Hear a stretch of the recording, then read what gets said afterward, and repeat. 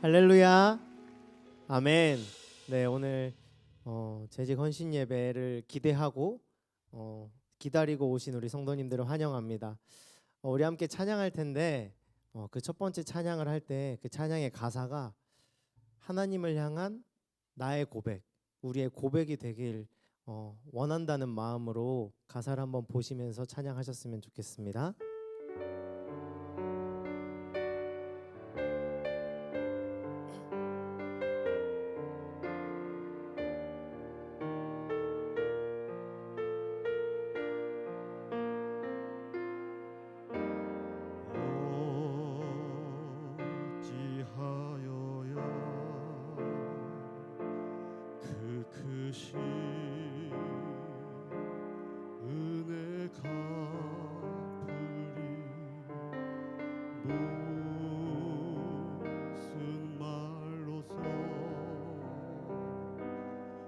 사랑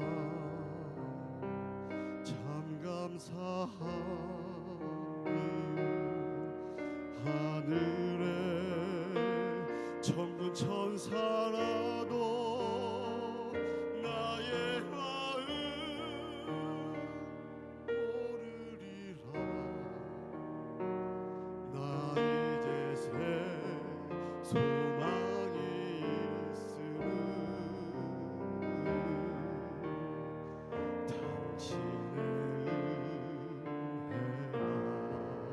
우리 처음부터 한 번 더 고백합시다. 어찌하여야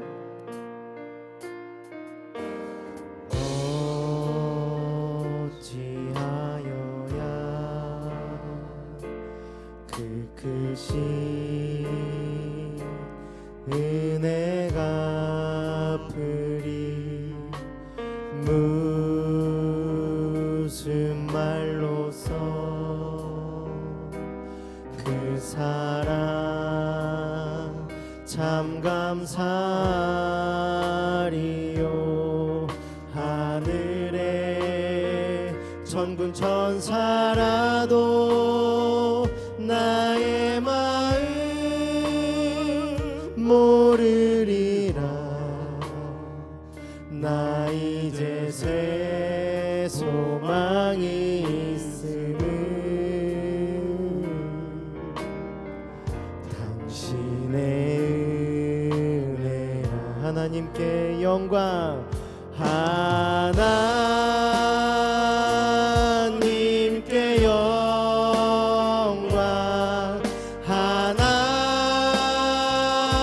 하나님께 영광.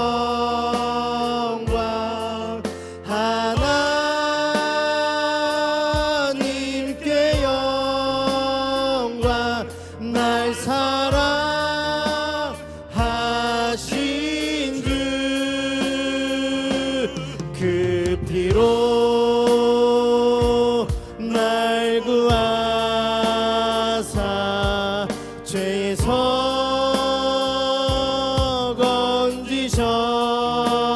건지셨네.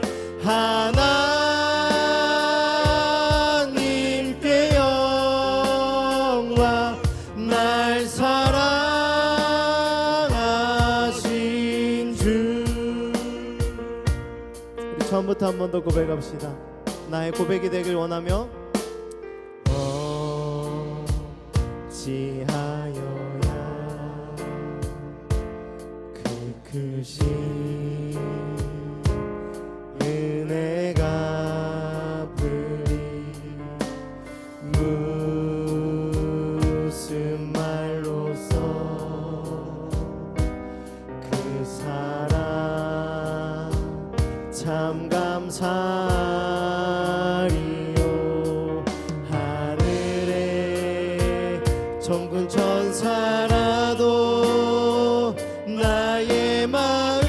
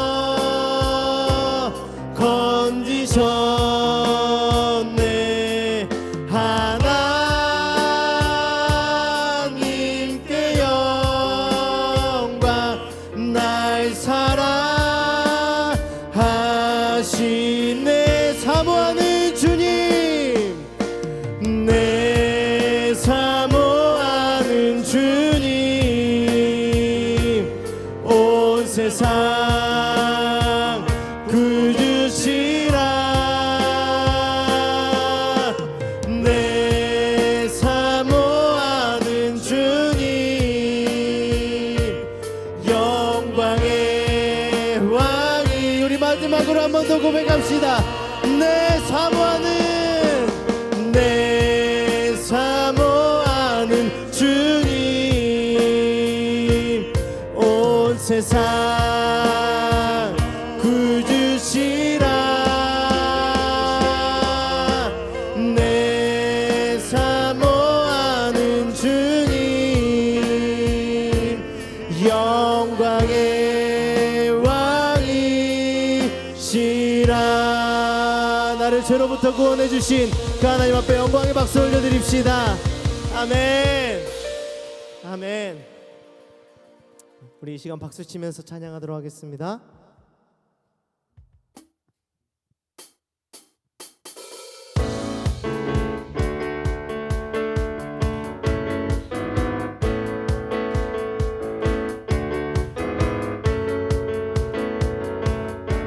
우리 함께 고백할까요? 내 안에 필요하시고, 내 안에 필요하시고, 빈 그릇 모두 드릴 때에 채우시 주님을 신뢰해.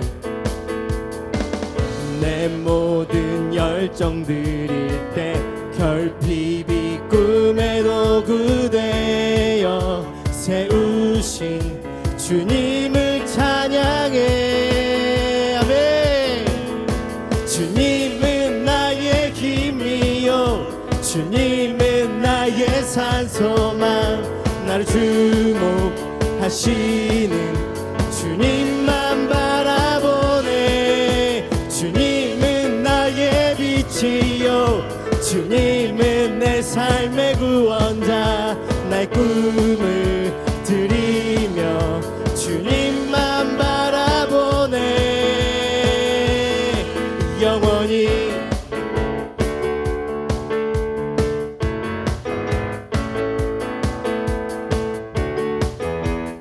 우리 한 번 더 처음부터 고백할까요? 내 안에 필요하시고, 내 안에 필요하시고, 빈 그릇 모두 드릴 때에 채우실 주님을 신뢰. 아멘. 내 모든 열정 드릴 때 결핍이 꿈의 도구 되어 세우신 주님을 찬양해. 주님은 나의 힘이요, 주님은 나의 산소망. 나를 주목하시는 주님만 바라보네. 주님은 나의 빛이요, 주님은 내 삶의 구원자.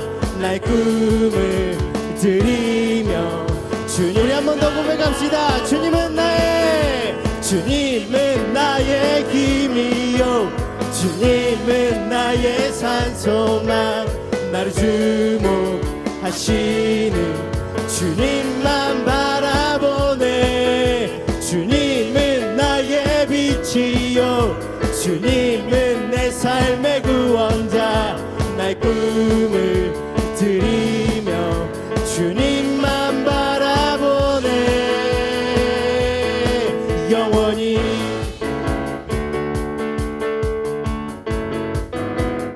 아멘. 우리의 목소리로 이번에 찬양하도록 하겠습니다. 주님은 나의 힘이요, 주님은 나의 힘이요, 주님은 나의 산소망. 나를 주목하시는 주님만 바라보네. 주님은 나의 빛이요, 주님은 내 삶의 구원자. 나의 꿈을 드리며 주님만 바라보네. 영원히. 주 하나님, 주 하나님, 독생자 예수 날 위하여 오시었네. 내 모든 죄 다 사하시고 죽음에서 부활하신 나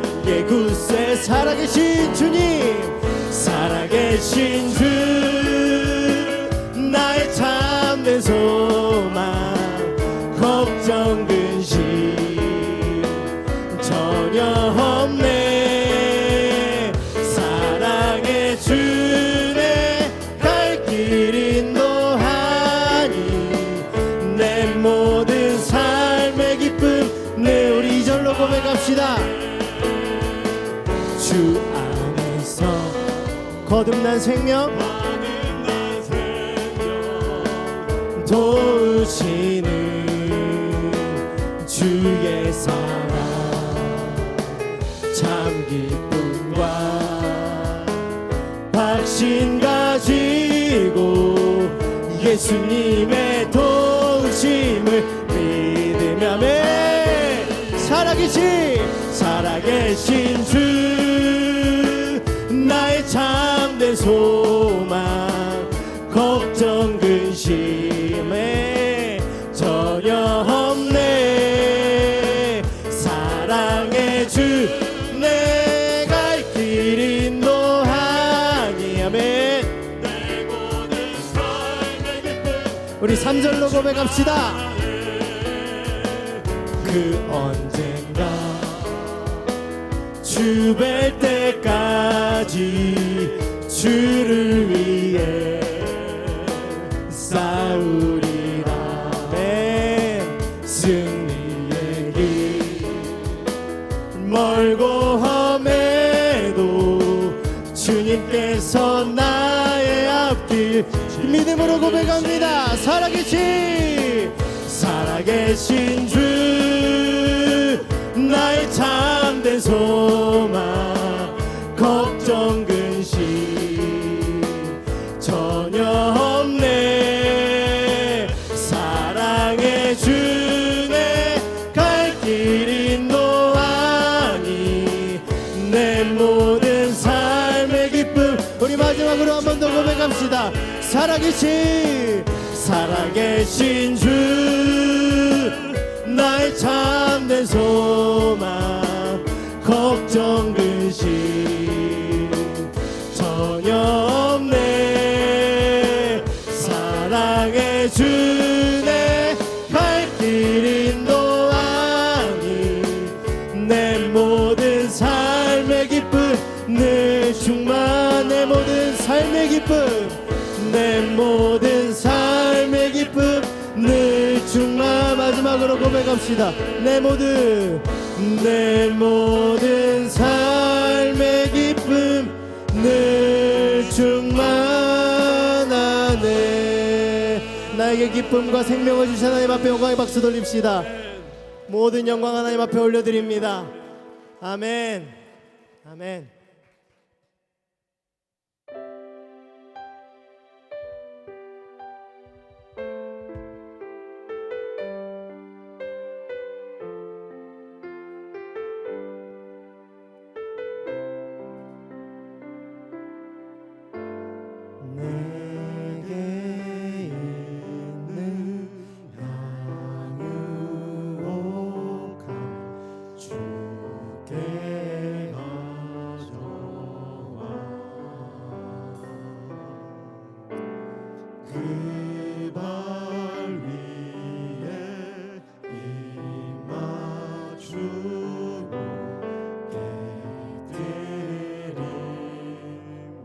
우리 한 번 더 고백합시다. 내게 있는 향유옥함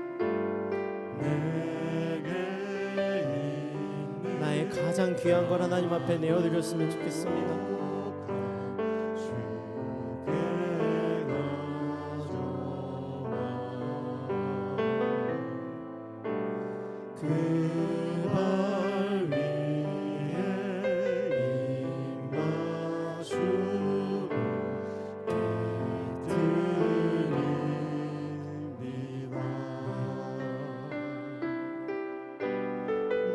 나를 위해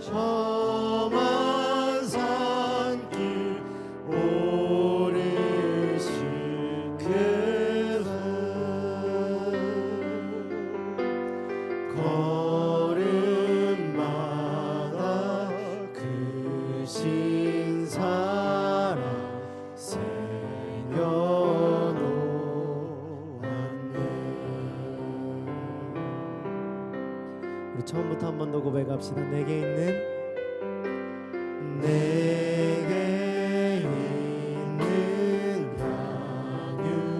양육복 주께 가져와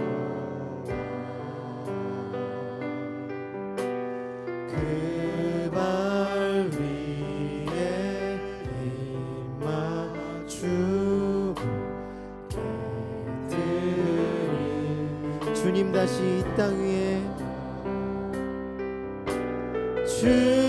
주님 다시 이 땅 위에 임하실 그때 주의 크신 사랑으로 날 받아주 주님 다시 이 땅 위에 임하실 그때 주님 다시 이 땅 위에 임하실 그때를 기대하며 우리가 살아갑니다. 주의 크신 사랑으로 날 받아주소서.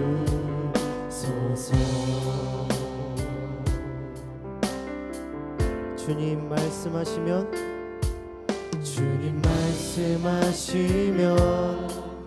내가 나가리다.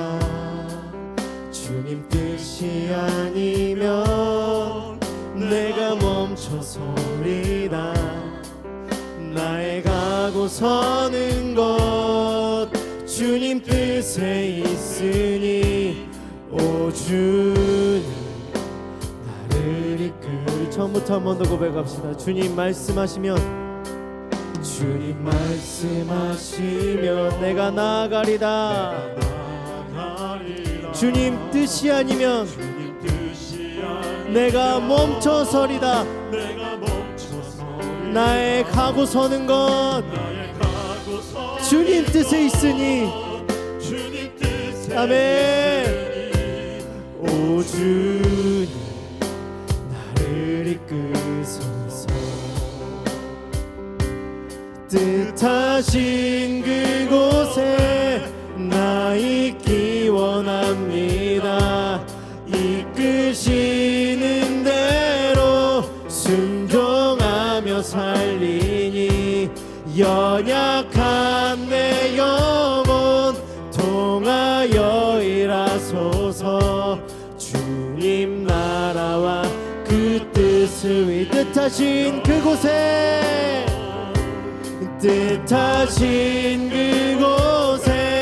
나 있기 원합니다. 이끄시는 대로 순종하며 살리니 연약한 내 영혼 통하여 일하소서. 주님 나라와 그 뜻 우리 다같이 이번에 손을 들고 하나님 앞에 고백합시다. 뜻하신 그곳에 나 있기 원합니다. 주님의 도구 되게 하여 주시옵소서. 주님이 나를 살려주셨기에 하나님 당연히 하나님 앞에 나아가겠습니다. 주님의 말씀에 순종하겠습니다. 주님 나라와 그 뜻을 위하여 오 주님 나를 이끄소서. 오 주님 나를 이끄소서. 오 주님 나를 이끄소서. 우리 시간 통성으로 기도할 때에 하나님 죽을 수밖에 없었던 나를 하나님 살리신 그 은혜 하나님 내가 기억하게 하여 주시옵소서. 하나님 도둑놈 되지 않게 하여 주시옵소서. 그 은혜를 모르는 자 되지 않게 하여 주시옵소서. 하나님의 은혜를 갚으려고 노력하는 자 되게 하여 주시옵소서. 하나님 그렇게 하나님 은혜를 쫓아 따라갈 때에 하나님 나의 행실을 통하여 나의 성품을 통하여 하나님의 영광이 드러나게 하여 주시옵소서. 그렇게 우리 주여 한번 부르고 주님 앞에 나아가도록 하겠습니다. 주여 주여 아버지 하나님, 내가 하나님의 자녀됨을 고백합니다. 하나님 그럼에도 불구하고 하나님 나의 가장 귀한 양육합을 하나님 앞에 드리지 못한 나의 모습을 봤습니다. 하나님 나를 불쌍히 여겨주시고 나를 긍휼히 여겨주시옵소서. 내가 입술로만 하나님 앞에 고백하는 자 되지 않게 하여 주시옵소서. 아버지 하나님의 은혜를 하나님 모르는 자 되지 않게 하여 주시옵소서. 하나님의 은혜를 갚아가는 자 되게 하여 주시옵소서. 하나님의 은혜를 쫓아가는 자 되게 하여 주시옵소서.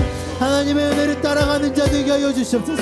죽을 수밖에 없었던 나를 구원하여 주신 그 하나님의 은혜를 내가 찬양합니다. 하나님 앞에 영광 올려드립니다. 아버지 하나님 나를 통하여 일어나주시고 내가 하나님의 은혜를 쫓아 따라갈 때에 하나님 나의 행실을 통하여 나의 성품을 통하여 하나님의 영광이 드러나게 하여 주시옵소서.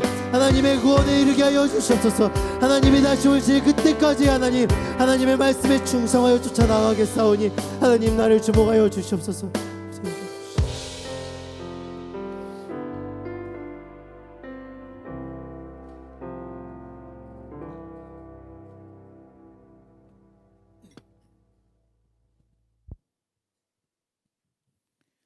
은혜와 사랑에 풍성하신 하나님 아버지, 오늘 이 저녁 우리를 주님의 전으로 불러주시고 재직 헌신 예배로 하나님 앞에 서게 하심을 진심으로 감사를 드립니다. 예배는 언제나 은혜이지만 오늘 이 시간은 특별히 주님께서 우리 각 사람에게 맡겨주신 사명과 직분을 다시 마음에 새기며 주님 앞에 올려드리는 거룩한 헌신의 시간임을 고백합니다. 주님, 우리가 받은 재직의 직분이 우리의 열심이나 능력 때문이 아니라 하나님의 은혜로 맡겨진 부르심을 잊지 않게 하여 주시옵소서. 사람에게 인정받기보다 하나님 앞에 충성된 종으로 서기를 소망하게 하여 주시옵소서. 말로 앞서기보다 삶으로 본이 되게 하시고 건의로 누리기보다 섬김으로 낮아지게 하시며 판단과 비판보다 기도로 교회를 세워가는 재직되게 하여 주시옵소서. 한 해를 마무리하며 또 새해를 시작하는 이때 우리의 지난 섬김을 돌아보게 하시고 감사할 것을 감사하게 하시며 부족했던 자리와 연약했던 마음은 주님의 은혜로 덮어 주옵소서. 지쳤던 심령에는 새 힘을 더해 주시고 흔들렸던 마음에는 다시 중심을 잡아 주셔서 새로운 마음, 새 결단으로 다시 주님을 따르게 하옵소서. 주님, 오늘 이 예배 가운데 말씀을 전하시는 강사님을 주의 손으로 붙들어 주옵소서. 성령의 충만함을 더하시고 전하시는 말씀이 지식으로 끝나지 않고 우리의 마음을 찌르고 깨우며 삶의 방향을 바로 세우는 하나님의 음성이 되게 하여 주시옵소서. 사랑의 주님, 한길교회를 주님의 은혜 가운데 세워주심을 감사드립니다. 담임 목사님과 모든 교육자들 위해 영위의 강건함과 하늘의 저혜를 더해 주시옵시고 그 사역 위에 성령의 능력으로 늘 함께하여 주시옵소서. 우리 재직 한 사람 한 사람이 교회의 기둥으로 믿음의 본으로 세워져 덜하지만 더 깊게 주님을 따르는 공동체가 되게 하여 주시옵소서.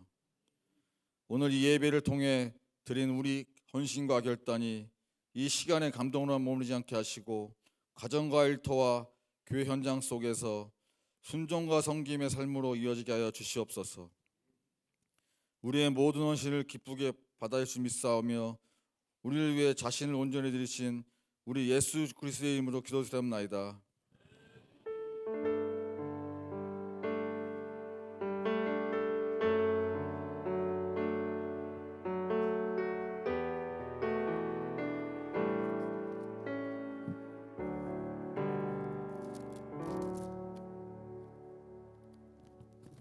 성경 말씀 보시겠습니다. 잠언서 24장 21절부터 34절까지 교독으로 보시겠습니다.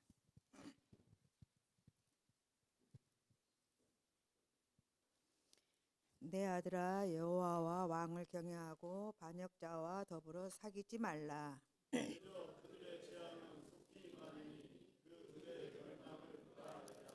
이것도 지혜로운 자들의 말씀이라. 재판할 때 낯을 보아 주는 것이 옳지 못하니라.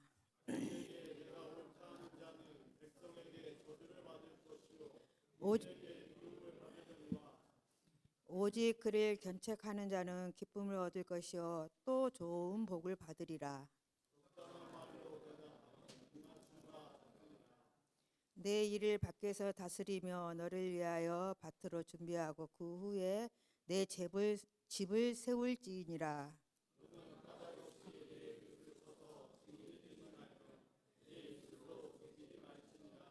너는 그가 내게 행한 같이 나도 그에게 행하여 그가 행한 대로 그 사람에게 갚겠다 말하지 말지니라.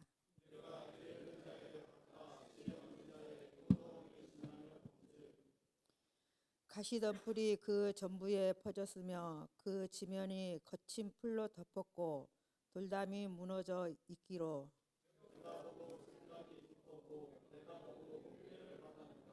내가 좀 더 자자 좀 더 졸자 손을 모으고 좀 더 누워 자자 하니.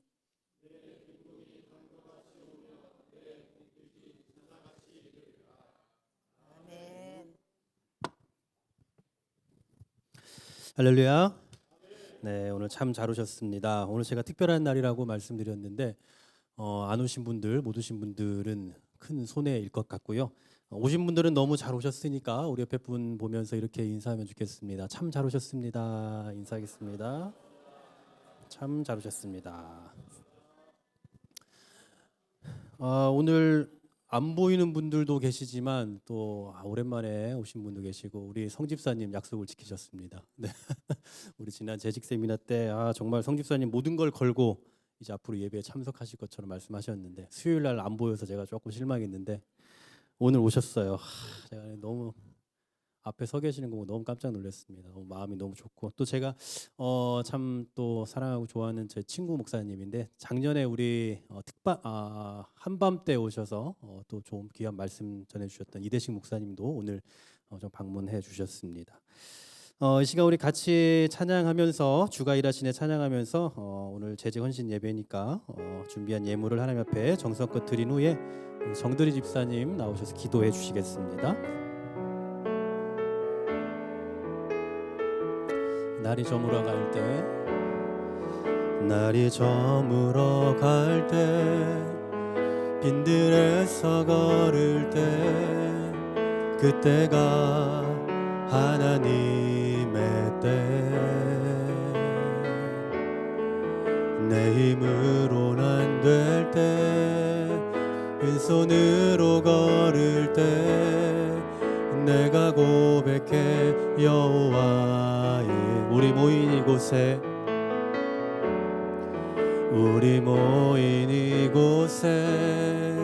주님 함께 계시네.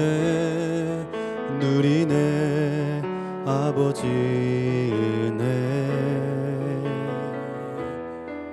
적은 떡과 물고기 내 모든 걸 드릴 때 모두 고백해 여호와 이래. 주가 일하시네.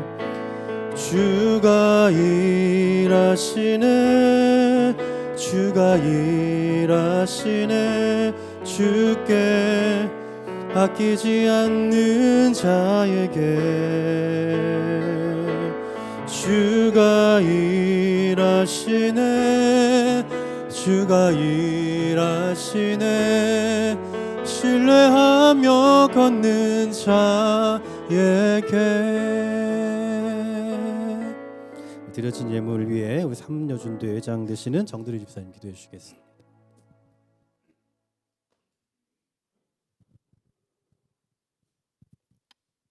기도하시겠습니다. 만유의 주시오 만왕의 왕 되신 하나님을 찬양합니다. 마음의 중심을 보시는 여호와 하나님께서 한 마음과 한 뜻으로 드린 우리의 예물을 기뻐 받아 주옵소서. 하나님의 주권과 통치가 우리 삶의 경건의 능력으로 나타나게 하시며 이 예물이 하나님 나라의 확장과 교회의 부흥을 위해 귀하게 쓰임 받게 하옵소서. 주 앞에 믿음으로 헌상하는 우리의 시간과 마음이 주께 온전히 연락되게 하옵소서. 예수 그리스도 이름으로 기도드립니다. 아멘. 이제 우리 재직들 나오셔서 특송으로 하나님 앞에 영광을 올려드립니다.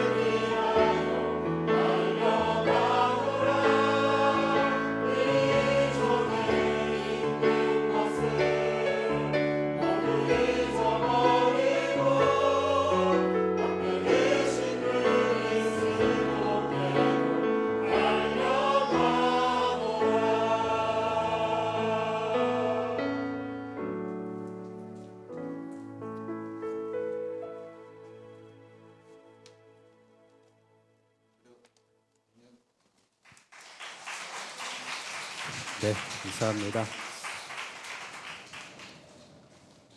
언제 연습을 이렇게 많이 하셨어요?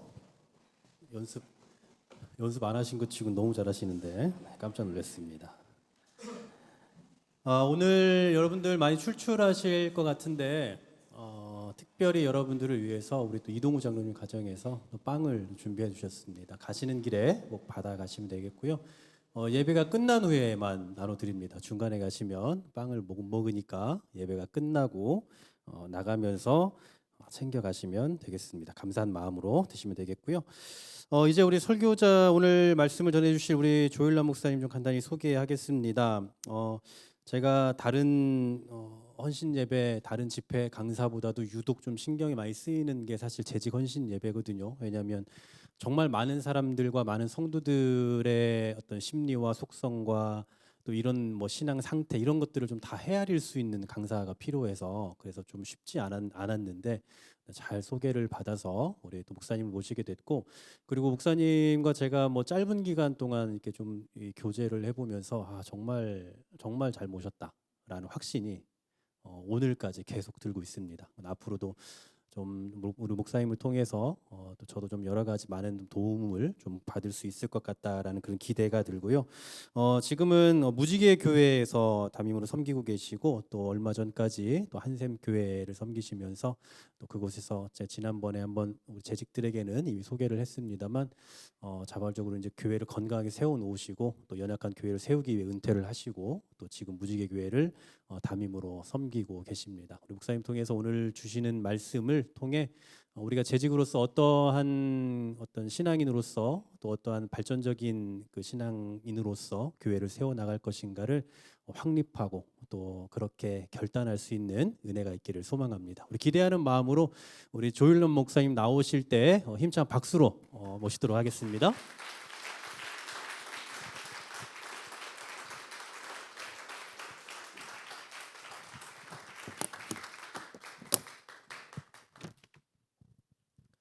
반갑습니다.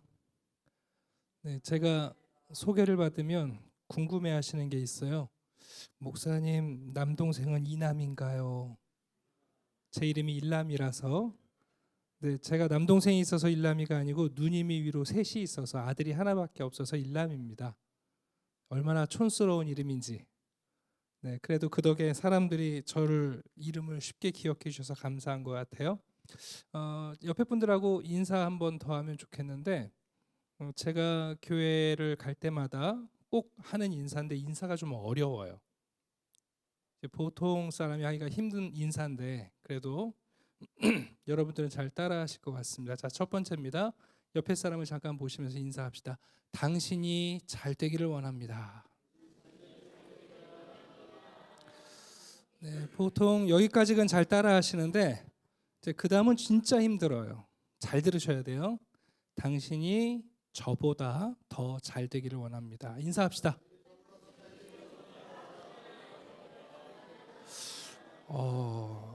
매우 훌륭하십니다. 네, 마지막 인사는 진짜 보고 싶지 않은 인사예요. 자, 마지막 인사입니다. 당신이 저보다 더 빨리 잘 되기를 원합니다.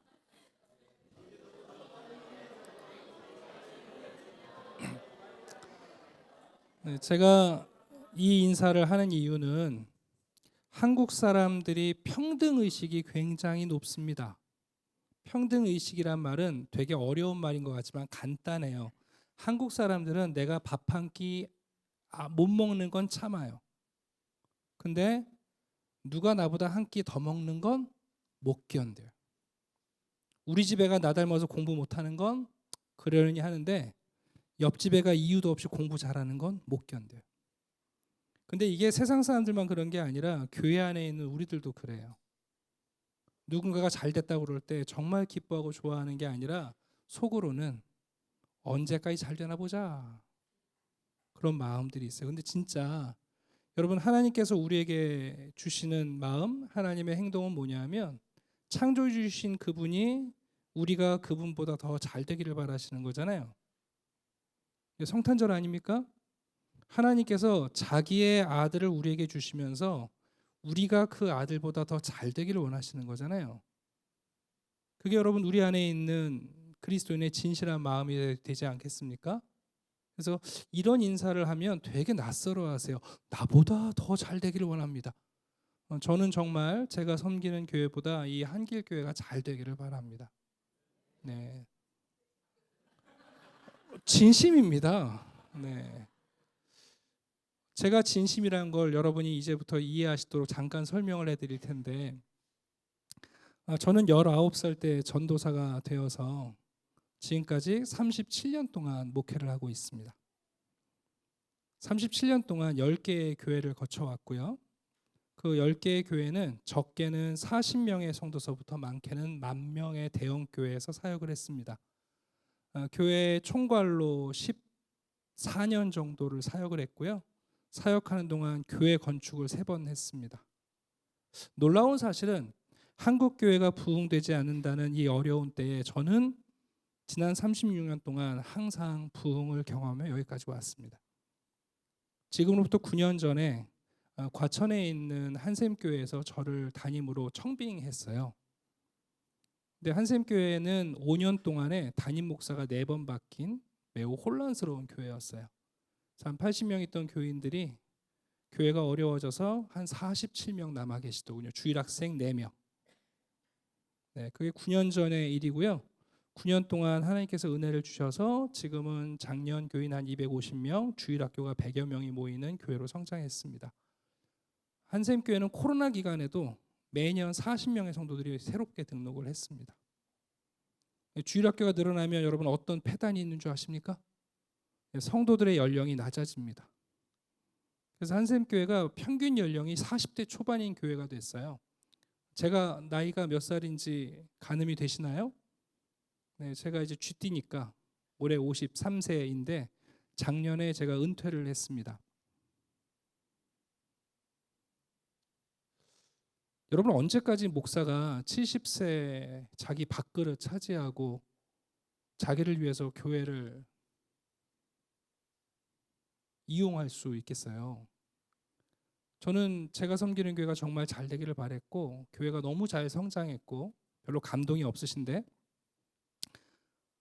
한샘교회가 여러분 처음에 제가 갔을 때 5억 대출을 받아서 상가를 사갖고 들어갔는데 지금 자산이 100억입니다. 9년 만에. 남들은 제가 은퇴를 안 되니까 아깝지 않냐고 그래요. 근데 제 마음에는 정말 성도들이 잘 됐으면 좋겠고 제가 함께 성장한 우리 주일학교 아이들이 잘 됐으면 좋겠어요. 그래서 제가 장로님들 설득하는데 1년 걸렸어요. 네. 장로님들이 목사님 우리가 뭘 잘못했습니까? 그런 게 아니라 진짜 설득하는데 1년 걸렸고 성도들 설득하는데 2달 정도 걸려서 정말 아름답게 교체를 했어요. 제가 후임 목사 청빙할 때 제발 젊은 목사를 받으라고 저희는 이력서를 39부터 찾았어요. 그래서 44세 젊은 목사님을 잘 맞아놓고 제가 내려놨습니다. 저 딱 퇴직금만 받고 내려놨어요. 그 마음속에는 어떤 게 있었냐면 지난 30몇 년 동안 하나님이 제겐 참 은혜를 주셔서 다양한 교회에서 다양한 성도들과 함께 교회를 세워갈 수 있는 기회를 주셨는데 제가 오늘 한길교회 오니까 참 여러분들 행복한 분들인 것 같아요. 왜냐하면 한국 교회가 다 한길교회 같지는 않아요. 담임 목사님이 교체된 다음에 후임 목사님들이 잘 적응하지 못해서 몇 년 안에 내려놓는 젊은 목사님들도 많고 또 한국 교회가 지금 참 많이 어려워요. 네. 저도 제가 청년 사역을 오랫동안 했는데 교회와 성도들이 어려움이 너무 많으니까 제 안에 그런 마음이 생겼어요.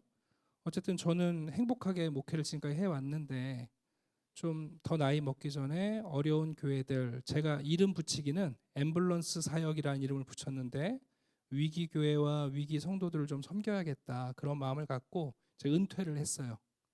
사실은 지금 담임 목회이긴 한데 저는 단기 사역을 하고 있는 거예요. 근데 이제 제가 은퇴를 하고 한 달쯤 지나서 지금 있는 이 무지개 교회가 많이 어려운 교회라서 그 원로 목사님 은퇴하신 목사님이 저한테 그러시더라고요. 그 앰뷸런스 사역을 좀 와서 하면 어떻겠냐. 그래서 제가 이제 6월 달부터 이력서도 안 내고 이 교회 담임으로 와서 지금 사역을 하고 있어요. 이제 5개월이 지나가는데 저희 교회는 지금 리모델링 하고 있습니다. 하도 오래된 교회라 엘리베이터가 없어서 엘리베이터도 이번에 설치합니다. 제가 이렇게 말씀드리는 이유는 제가 여러분들에게 드리는 인사가 그냥 인사가 아니라 진짜 여러분이 잘 되기를 바랍니다. 네, 여러분의 교회가 정말 잘 되기를 바라고 제가 섬기는 무지개보다 더 잘 되기를 바라요. 네, 우리 이제 이상철 목사님 제가 2번째 뵀거든요. 일주일 전에 제가 교회 왔다 갔어요. 이 교회를 한 바퀴 제가 돌고 목사님 계시길래 인사도 하고 갔습니다. 젊은 담임 목사님들이 세워지고 담임 목사님들이 무거운 짐을 지는 거 제가 너무 잘 알아요. 제가 왜냐하면 사이즈별로 다 있어봐서 알아요. 이 정도 사이즈에 어떤 에너지와 얼마나 힘든 일들을 해야 하는지를 너무 잘 알아요. 네. 아마도 이제 저는 말 그대로 실무에 능한 목회자고 목회에 대해서 많은 경험을 가지고 있는 사람입니다. 그래서 제가 오늘 약 한 40분 정도 저에게 주어진 시간인데 뭐 많은 이야기를 할 수는 없겠지만 여러분들한테 좀 꼭 중요한 이야기를 해드리고 싶어서 제가 오늘 강의안도 다 나눠드렸으니까 그거 다 할 건 아니거든요. 네, 집에 가서 알아서 자율학습하세요. 네, 그 강의안은 여러분들을 위해서 만든 게 아니라 저를 위해서 만든 거예요. 왜냐하면 제가 여러분들을 위해서 어떤 말을 해야 할까를 제가 미리 준비해야 되니까, 그죠? 와서 즉흥적으로 할 수 없어서 저를 위해서 만든 강의 아니고 여러분들은 자율학습하시면 돼요. 그래서 너무 강의안에 매이지 않을 테니까 말씀을 드립니다. 저는 오늘 이제 재직인 여러분들을 만나서 어떤 말씀을 드릴까 고민을 했어요. 근데 그 중에서 한 가지 잠언의 말씀을 좀 생각해보고 싶었어요. 혹시 여러분들 가운데 잠언서를 어떻게 읽을까 배워보신 분 계세요? 보통 잠언은 어떻게 쓰이냐면 우리 부모님들이 잠언은 31장이다. 하루에 한 장씩 읽으면 한 달에 한 번 읽을 수 있다. 그리고 머리가 돌대가리인 우리 아이가 잠언을 읽고 쓰면 똑똑해진다더라. 네, 그리고 또 부모님들이 아침에 학교에 가는 아이들 도시락에 포스트잇에다가 잠언을 써서 붙여주면서 축복하는 장면들도 있습니다. 안타까운 건 뭐냐면 잠언을 어떻게 읽는지를 우리가 배워본 적이 없어요. 여러분 잠언이 매우 놀라운 책이에요.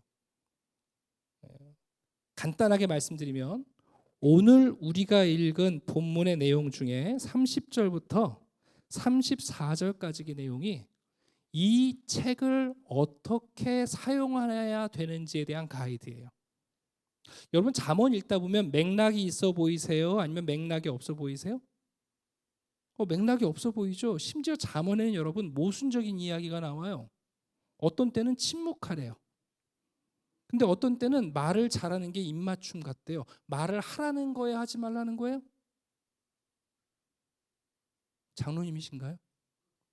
네, 장로님, 말을 하라는 걸까요? 하지 말라는 걸까요? 그럼요. 제가 한번 물어볼게요. 여러분 아들이 나요? 딸이 나요? 자, 아들이 좋다. 네. 집에 아들만 있으신가요? 네. 딸이 좋다. 네, 알겠습니다. 여러분 만약 잠언을 읽으시면서 아들이 좋구나, 딸이 좋구나 그렇게 결론을 내리시면 잠언을 잘못 읽은 거예요. 잠언은 어떤 지혜를 가르쳐 주냐면 무거운 짐을 들어야 할 때는 아들이 더 나으니라. 내가 슬플 때 위로받아야 할 때 딸이 더 나으니라. 이게 잠언의 지혜예요. 근데 잠언을 읽으면서 역시 아들이 최고야, 딸이 최고야, 그러면 여러분 이건 잠언을 이해한 게 아니에요. 여러분 만약에 아들이 최고야 라는 결론을 가지고 있는데 우리 집에 딸만 주셨어요. 그럼 누구를 원망해야 될까요? 하나님을 원망해야 되죠. 딸이 최고야가 지혜라면 왜 우리 집엔 아들만 주셨나? 하나님을 원망해야 되죠. 그게 아니라 잠언의 지혜는 이럴 때는 아들이 더 나으니라, 이럴 때는 딸이 더 나으니라. 왜 우리 집에는 아들을 둘만 주셨는가? 너에게는 아들 둘이 나으니라를 깨닫게 하는 게 지혜예요. 그러니까 여러분 잠언 한 줄 읽고서 그대로 실천하시면 돼요, 안 돼요? 그 얘기가 아니라 잠언은 한 줄 한 줄을 읽고 나서 자 본문을 보시면 먼저 이렇게 되어 있어서 30절 포도원을 지나가며 뭐 했대요? 포도원을 지나가며 뭐 했대요? 봤대요. 자 32절 봅시다. 두 번째 보고 나서 뭐 했대요? 생각이 깊었대요. 자, 그런데 문제는 뭐냐면 보고 생각하고 훈계를 받고 움직이는 사람이 있고 반대로 보고 생각만 하고 33절 누워서 자는 사람이 있다는 거예요. 이 내용이 잠언을 이렇게 읽어야 한다라는 가이드예요. 이해가시죠? 그러니까 성경에서 하나님이 우리에게 주시는 지혜는 갑자기 IQ가 올라가는 지혜가 아니에요. 성경은 뭘 말하냐면 좀 봐라. 두 번째 생각해라. 그리고 세 번째는 뭐예요? 자는 거예요? 아니요. 행동하라 그거예요. 여러분 교회에서 믿음을 얘기할 때 많은 사람들은 아무것도 안 해도 되는 걸 믿음이라고 생각해요. 아니에요. 그건 지혜로운 믿음이 아니에요. 진짜 지혜로운 믿음은 보는 거예요. 생각하는 거예요. 그리고 나서 행동하는 거예요. 여러분 이 잠언을 왜 썼을까요? 왜 썼는지 여러분 잠언에 보면 이런 말씀이 있습니다. 자, 우리 재직의 태도 가장 마지막에 보시게 되면 배움과 훈련으로 성령을 경험합니다. 옆에 잠언 1장 22절 있어요. 한번 같이 읽어봅시다. 시작. 거만한 자들은 거만을 기뻐하며 미련한 자들은 지식을 미워하니 어느 때까지 하겠느냐. 잠언은 세 종류의 사람을 위해서 썼어요. 첫 번째 어리석은 자, 두 번째 오만한 자, 세 번째 미련한 사람. 이 세 사람들에게 하나님의 지혜를 가르쳐 주려는 거예요. 여러분 어리석은 사람이 어떤 사람일까요? 지금 제가 이렇게 얘기하니까 나는 해당 안 되네 그러는 분들 계세요? 자, 어리석은 사람은 어떤 사람이냐? 하나님이 없다고 하는 사람. 오만한 사람들은 어떤 사람일까요? 내가 하나님보다 지혜롭다고 생각하는 사람. 우리 교회에서 내가 누구보다 지혜롭다고 생각하는 사람. 남들이 보지 못하는 것을 나는 본다고 생각하는 사람. 다른 사람들보다 내가 더 깊이 생각할 줄 안다고 생각하는 사람. 그 사람이 오만한 사람이에요. 그럼 여러분 미련한 사람은 어떤 사람일 것 같아요? 살아가다 보니까 하나님이 계신 것 같고 나보다 똑똑하고 지혜로운 사람들이 있는 것 같고 하나님이 나보다 지혜로운 것을 알면서도 끝까지 하나님은 없고 내가 제일 지혜롭다고 고집을 피우는 사람이 미련한 사람이에요. 자, 잠언은 이 세 사람들을 위해서 쓴 거예요. 하나님이 없다고 하는 사람, 내가 가장 지혜롭다고 생각하는 사람, 분명히 인생 살다가 실수하고 어리석은 일을 하면서도 그래도 끝까지 나는 틀릴 수 없다고 확신하는 미련한 사람. 그 세 종류의 사람을 위해서 잠언은 쓰여졌어요. 그래서 잠언에는 여러분 세 종류의 목소리가 나와요. 첫 번째는 여러분 주로 어렸을 때 누구한테 교육을 받으세요? 부모님한테 받죠. 그래서 첫 번째 목소리는 아버지의 목소리예요. 내 아들아, 아비의 말을 듣고 좀 지혜를 배워라. 야, 아버지가 말한다. 하나님은 살아계신다. 아버지 말을 좀 듣고 지혜를 배워라.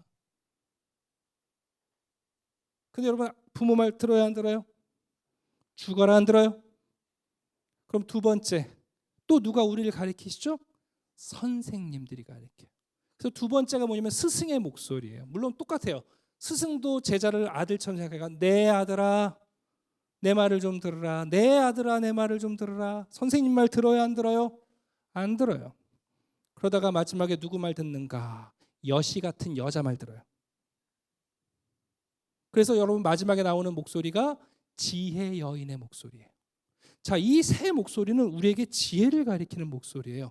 하나님이 어리석고 미련하고 오만한 자들에게 하나님이 계시고 하나님이 가장 지혜롭고 하나님을 존중하라고 부모를 통하여 스승을 통하여 지혜 여인을 통하여 현숙한 여자의 목소리를 통하여 듣게 하시는 거예요. 자, 그런데 여러분 놀랍게 잠언에는 또 다른 목소리가 나오네요. 그게 누구냐면 음녀의 목소리예요. 지혜 여인과 음녀는 세 가지로 계속해서 똑같은 얘기를 해요. 어떤 길을 걸을까? 어떤 집을 세울까? 어떤 잔치자리에 앉을까? 이 세 가지예요. 여러분 재밌지 않아요? 여자들이 자꾸 얘기하는 거예요. 이 길로 걸으라고. 이 길이 좋은 길이라고. 음녀도 말해요. 야, 이 길이 쾌락적이고 이 길이 즐겁다고. 그리고 여러분 이런 집을 세워야 한다고. 인생은 이렇게 건축하는 거라고. 음녀는 뭐라고 말하는 줄 아세요? 훔친 돈으로 집을 세우면 된다고. 남이 가진 것 뺏어서 집 세우면 된다고. 그래서 마지막에 뭐냐면 잔치를 여는 거예요, 여러분.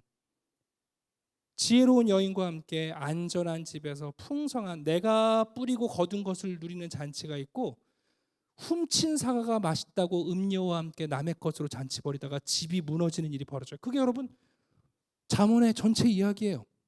예수님께서 여러분 왜 비유를 드실 때 길의 비유를 드시는가? 집의 비유를 드시는가? 왜 예수님이 잔치의 비유를 드시는가? 잠언 이야기 하시는 거예요. 뭐 하라고요? 보라고. 두 번째, 생각하라고. 그리고 마지막은 뭐예요? 자라고요? 아니요. 게으른 자를 봐라. 뭐가 있냐?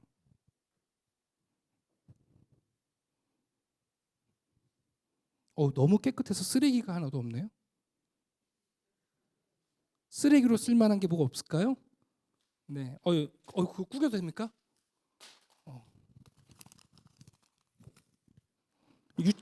유치한 예를 들어드릴게요. 자, 교회에 쓰레기가 하나 떨어져 있습니다.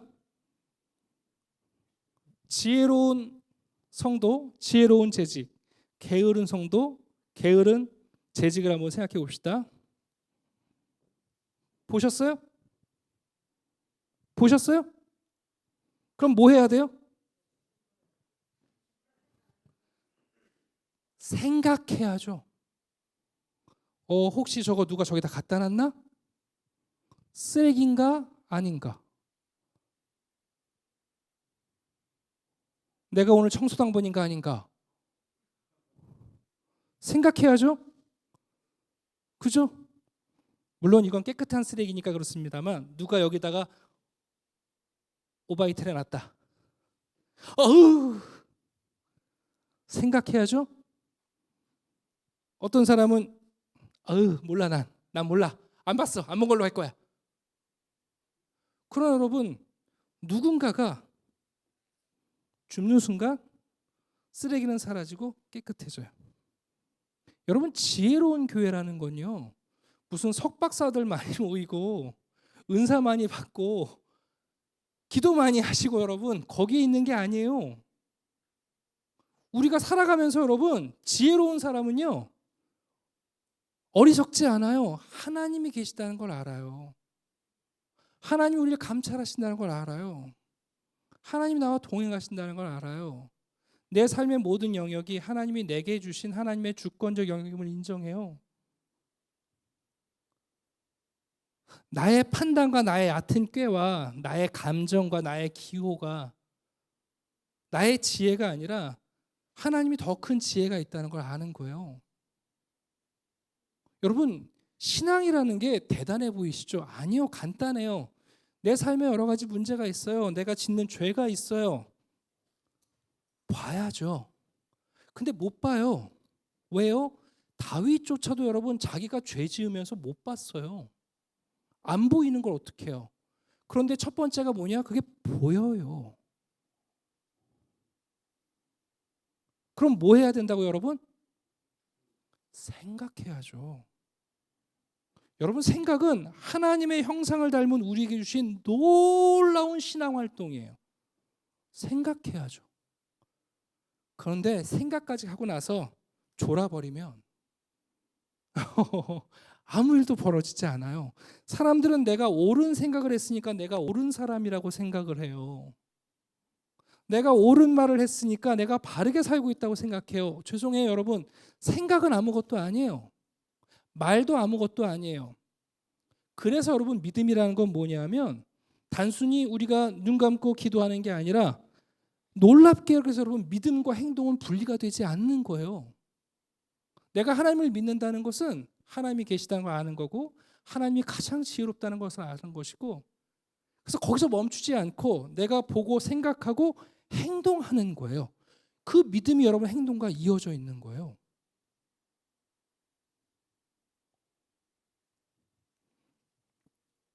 여러분, 재직이 뭡니까?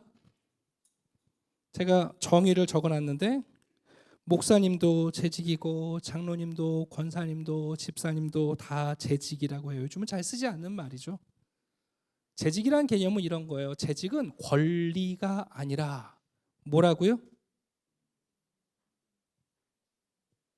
권리가 아니라 실무자예요. 재직은 보는 사람이 아니에요. 저거 삐뚤어졌네. 그게 재직이 아니에요. 생각을 많이 하는 게 재직이 아니에요, 여러분. 재직은 실무자예요. 네. 교회에서 재직이 되었다는 것은 뭐냐면 보라는 얘기고 생각하라는 얘기고 한 걸음 더 나아가 게을러지지 말고 행하라는 거예요. 그래서 여러분, 재직에게는 뭐가 따라오냐면 책임이 있는 거예요. 네. 버거운 걸 얘기하시고 우리에게 무거운 짐을 지우시려는 게 아니라 우리를 지혜롭게 살 수 있도록 우리가 보고 생각하고 여러분 행동하게 하십니다. 한번 물어볼게요. 뭐 우리 한길교회가 잘 되니까 교회가 잘 안 돼요. 교회가 어려워요. 성도들이 빠져나가요. 새 가족이 안 들어와요. 재정이 어려워요. 자, 그럼 여러분, 교회에서 재직들이 어떤 얘기를 할까요? 누구 탓을 할까요? 목사님 탓? 장로님 탓? 아니요. 교회의 실무가 누구예요? 재직들이에요. 네. 나 이런 거 봤어. 내가 보니까 이래. 내가 보기에는 이런 것 같아. 여러분, 보는 것과 생각하는 게 여러분 그게 지혜가 아니라니까요. 그건 거기까지 가시면 게으른 거예요. 여러분, 잊지 마세요. 잠언은, 성경은 우리에게 세 종류의 사람에게 지혜를 가리켜요. 하나님이 없다고 하는 사람, 내가 제일 지혜롭다고 하는 사람, 죽을 때까지 그거를 못 버리는 사람들.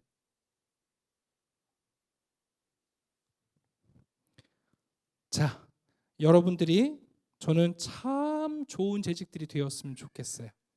여러분, 재직에게는 세 가지 태도가 필요합니다. 자, 첫 번째가 뭐냐면 제가 한번 물어봐야지. 제가 아까 너무 좋은 이름을 만났어요. 정들이 집사님. 갑자기 교회에 정이 들더라고요. 정들이 집사님, 하나님을 기쁘시게 하는 게 중요해요, 안 중요해요? 정말 하나님을 기쁘시게 하고 싶죠. 근데 정들이 집사님, 그러면 하나님을 기쁘시게 하고 싶은 마음이 있는 걸 알겠는데, 근데 집사님이 하나님을 기뻐하세요? 여러분, 웨스트민스터 소요리 문답의 제1문이 뭐냐면 사람의 제일된 목적이 무엇이냐 물어요. 뭐 거창하게 써 있는데 그건 두 가지를 얘기하는 거예요. 하나님을 영화롭게 한다는 건 하나님을 기쁘시게 하는 거예요.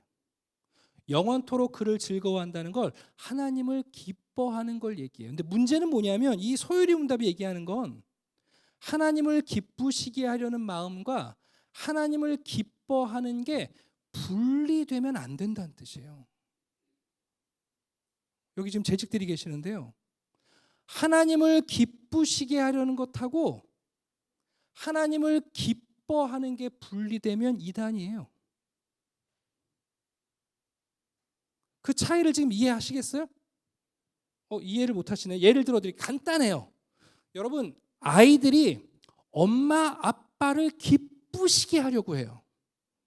그래서 공부 열심히 해서 100점 받아옵니다. 근데 아이들이 엄마가 어디 가면 되게 좋아해요. 잠깐만. 자, 잠깐만요. 엄마를 되게 기쁘시게 하려고 아이들이 공부를 열심히 하는데 엄마가 있을 때 좋아요? 없을 때 좋아요?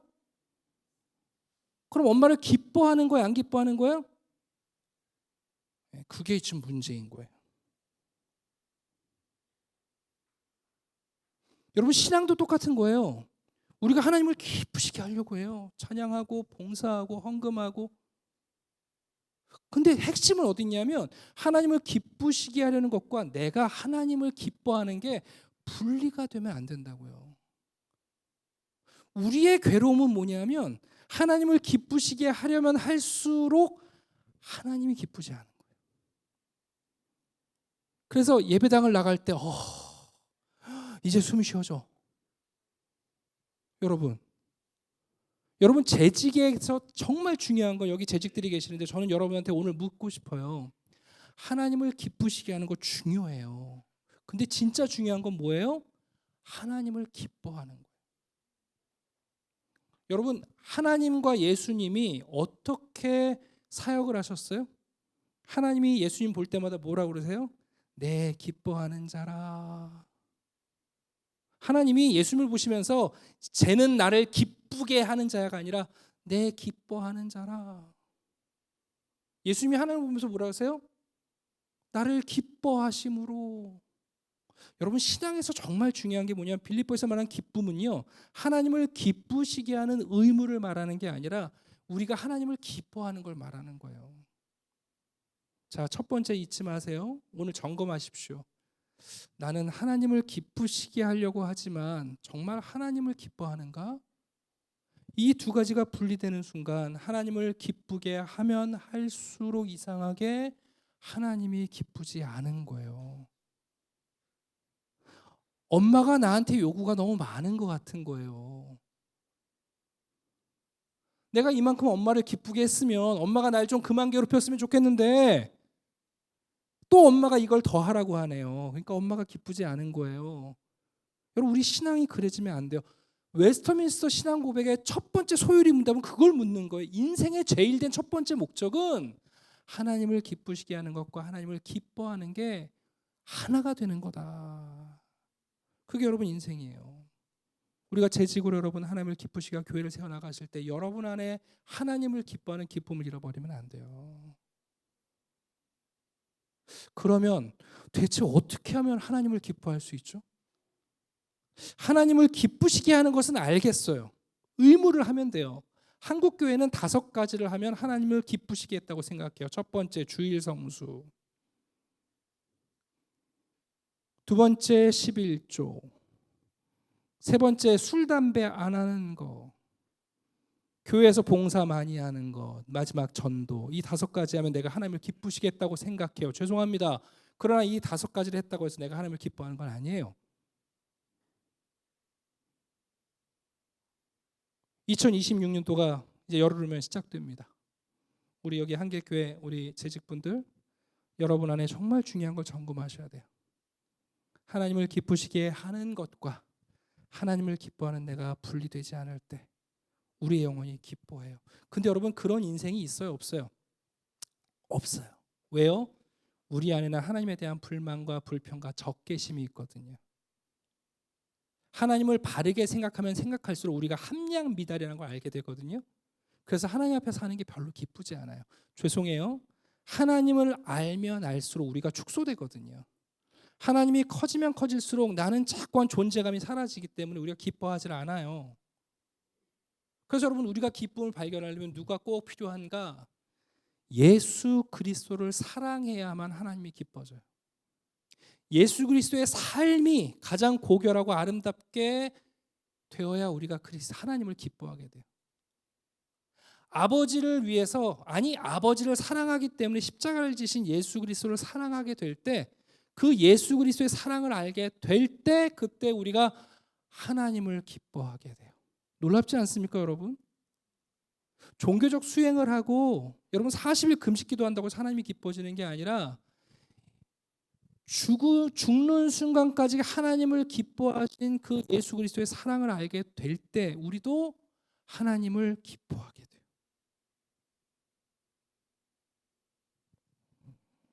여러분, 바로 그런 삶은 이제 어떤 일이 벌어지는가? 성령께서 우리 안에서 이 잠언의 지혜의 삶을 허락하시는 거예요. 보고 생각한다는 건 신약적으로 말하면 회개와 개혁을 얘기하는 거예요. 보게 될 때 우리는 그제서야 회개를 해요. 생각하게 될 때 우리는 갱신, 개혁, 새로워져요. 그 일을 성령이 하시는 거예요. 여러분, 성령은 지혜자의 말씀과 함께 세상을 창조하셨어요. 우리 안에서 우리를 충만하게 하셔서 그 하나님의 지혜로 말미암아 보고 생각하게 하시고 고치게 하심으로 여러분 우리를 새롭게 하시는 거예요. 여러분, 재직들에게 제가 오늘 3가지 중요한 말씀을 드립니다. 여러분 꼭 기억하세요.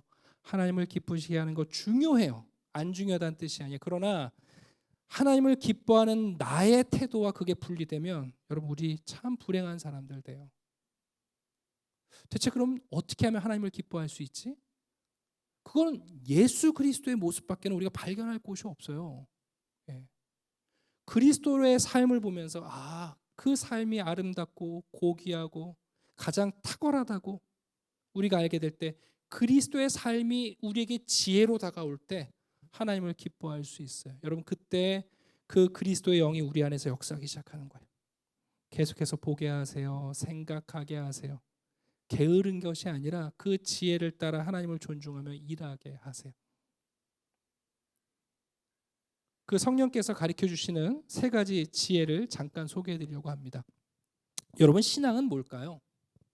가장 기본적인 이야기예요. 신앙이란 건 뭘까요? 신앙, 믿는다는 거. 사도 요한이 요한일서를 썼는데요. 그때 나이가 100세쯤 됐다고 그래요. 영안이 열려서 천사들의 음성까지 들었던 그 사도 요한이 요한일서를 쓰면서 이렇게 시작해요.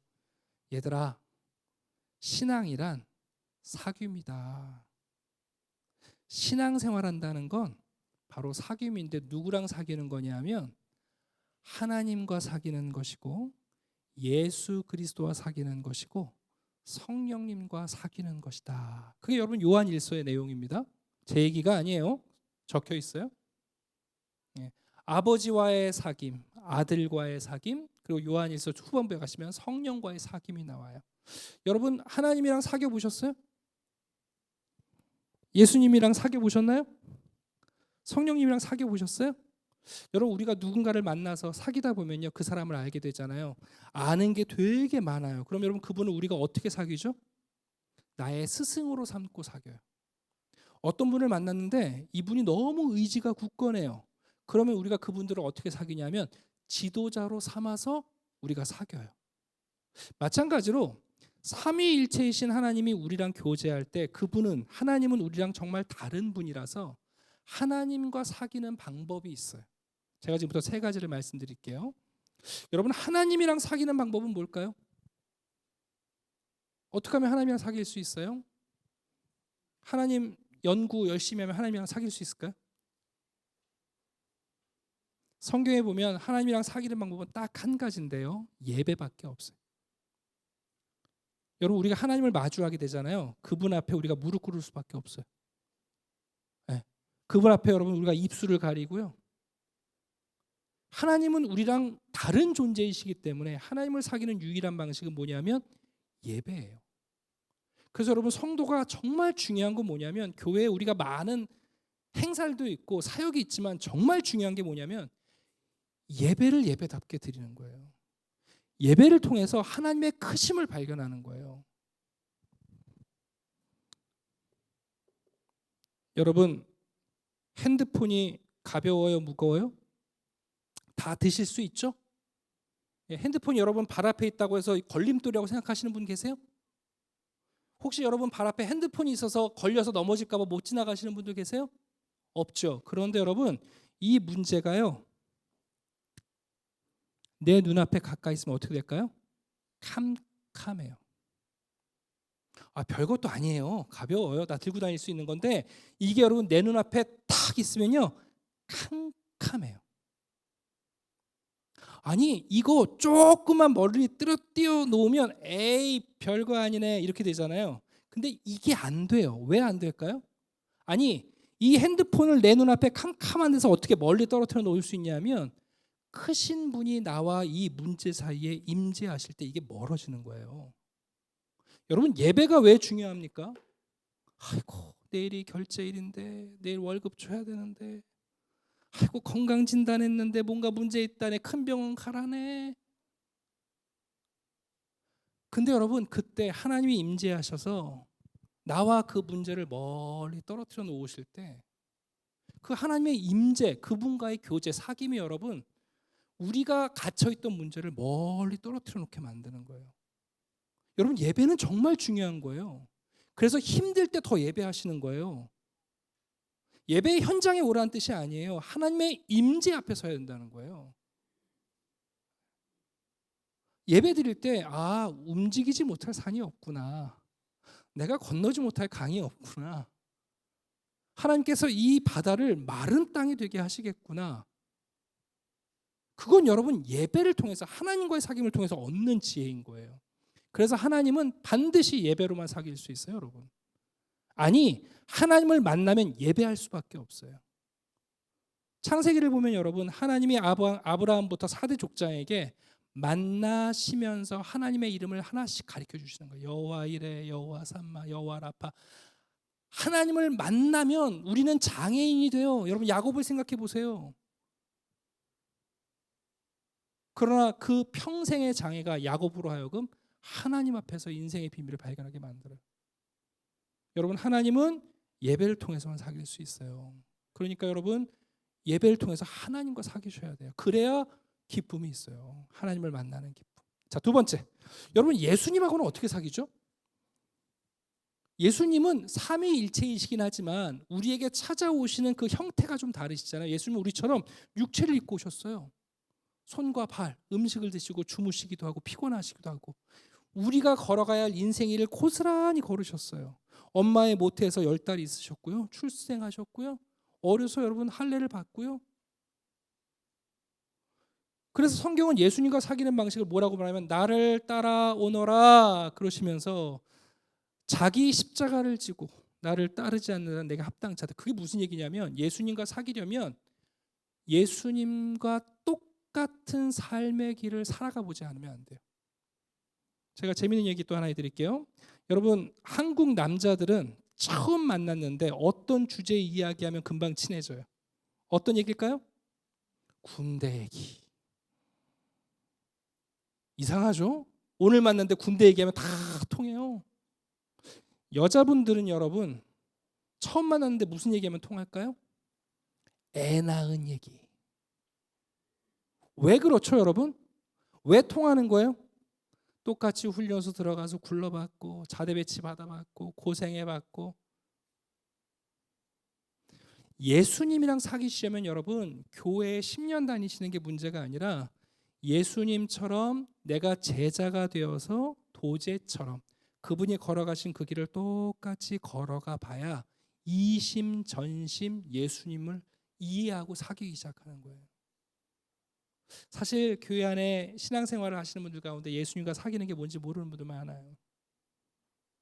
우리가 친구에게 배신당해 봤을 때 예수님의 마음을 알아요.